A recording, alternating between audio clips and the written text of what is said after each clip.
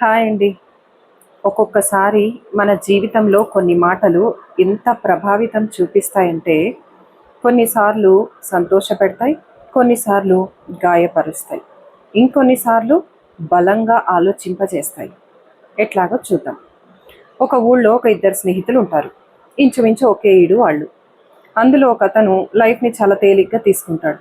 ఇంకొకతను కొంచెం సీరియస్గా ఎప్పుడు ఏదో ఒకటి నేర్చుకుంటూ అట్లాగా ఆ దారిలో వెళ్తూ ఉంటాడు. అయితే ఈ ఇంకొక స్నేహితుడు ఒకరోజు యోగా క్లాస్కి వెళ్తాడు. అప్పుడు ఈ స్నేహితుడిని రమ్మంటే, నాకు అలాంటి వాటి మీద పెద్ద ఇంట్రెస్ట్ లేదు, అది ఇది అంటాడు. సరే అని చెప్పి ఆ ఇంకొక స్నేహితుడు యోగా క్లాస్కి వెళ్ళి అటెండ్ అవుతూ ఉంటాడు. ఇతనికి ఇంతలో బోర్ కొట్టి, నా ఫ్రెండ్ దగ్గరికి వెళ్తాను కాసేపు అయినా అని చెప్పి ఫ్రెండ్ దగ్గరికి వెళ్తే క్లాస్ జరుగుతూ ఉంటుంది. సరే క్లాస్ బయట వెయిట్ చేస్తూ ఉంటాడు. ఇంతలో ఆ టీచర్ వాళ్ళకి అవన్నీ నేర్పుతూ అన్ని గురించి ఆ యోగాసనాల గురించి చెప్తూ ఆయన ఎలా చేయాలి, ఏం చేయాలి, ఎలా చేస్తే లైఫ్ బాగుంటుంది, అలా ఏదో ఒక చెప్తూ సడన్గా ఒక లైన్ అంటారు. Life does not happen to you, life happens for you, life happens through you అనేది అంటారు. ఈ లైన్ అతనికి చాలా బాగా నచ్చుతుంది. ఏదో ఆలోచిస్తూ అక్కడే ఉండిపోతాడు. ఫ్రెండ్ వచ్చి పద ఇంకా వెళ్దాం, క్లాస్ అయిపోయింది, రా రా అంటే కూడా ఏదో ఆలోచిస్తూనే ఇంటికి వెళ్తాడు. దారంతా కూడా రోజు మాట్లాడే అతను చాలా సైలెంట్గా ఉండిపోతాడు.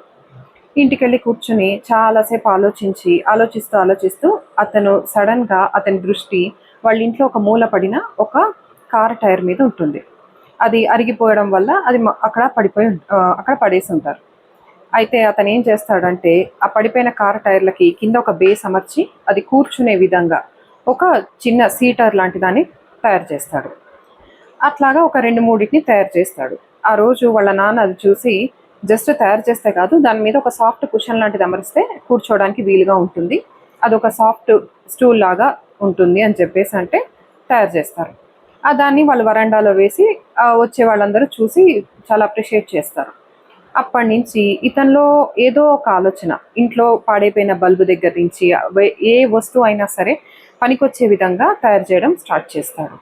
అట్లా అట్లా అట్లా అనుకోకుండా ఒకరోజు వీళ్ళ ఊళ్ళో ఒక ఫంక్షన్కి ఒక ఈవెంట్ వాళ్ళు రావడం లేట్ అవుతుంది. ఇతన్ని కొంచెం ఏదైనా నీకు నచ్చినట్టుగా డెకరేట్ చేస్తావా అంటే, మా ఇంట్లో అయితే నాకు కొంచెం ఫ్రీడమ్, ఇక్కడైతే నాకు వద్దు అది ఇదంటే, లేదు నీకు ఎట్లా వీలైతే అట్లా చెయ్యి అని అందరూ అడగగా ఇతను ఉన్నంతలో చాలా ఇన్నోవేటివ్గా తయారు చేసి చూపిస్తాడు. అందరూ చాలా అప్రిషియేట్ చేస్తారు. అయితే ఇతను బయటికి వచ్చాక వీళ్ళ ఫ్రెండ్ మామూలుగా కలవడానికి వచ్చినప్పుడు చాలా థ్యాంక్స్ అని చెప్తాడు.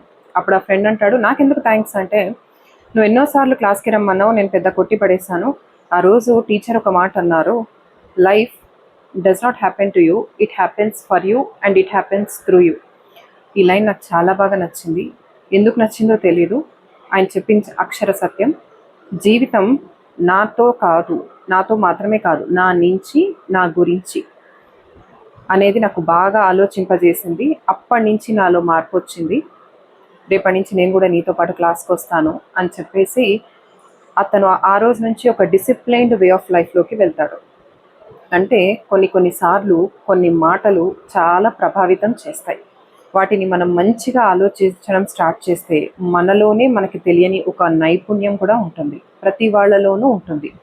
కానీ ఆ నైపుణ్యాన్ని మనం వాడే విధానం, మనం అలవర్చుకునే విధానం, దాన్ని ఒక ప్రొఫెషన్గా మార్చుకునే విధానాన్ని బట్టే మన జీవితం ముందుకు సాగుతుంది. Thank you.